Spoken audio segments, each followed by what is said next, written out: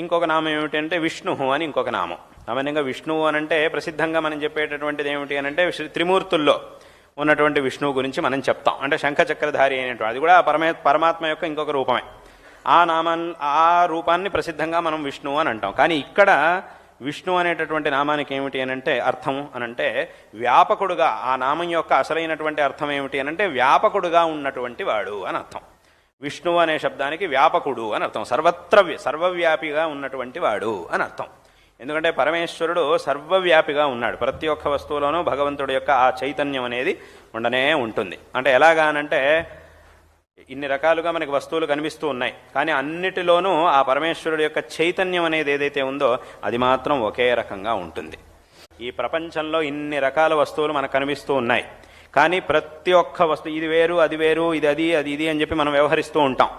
కానీ అన్నిటిలోనూ ఆ ఈశ్వర చైతన్యం అనేది ఉండనే ఉంటుంది.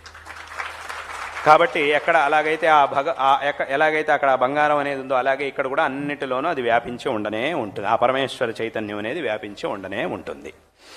అది ఆయా సందర్భాల్లో ఒక్కొక్క రకంగా ఒక్కొక్క చోట అది అభివ్యక్తిని పొందుతూ ఉంటుంది. కాబట్టి ఆ భగవంతుడికి ఉన్నటువంటి నామాల్లో విష్ణు అనేటటువంటి అంటే భగవంతుడు వ్యాపకుడు, సర్వత్ర వ్యాపించి ఉన్నటువంటి వాడు అని దాని యొక్క అర్థం.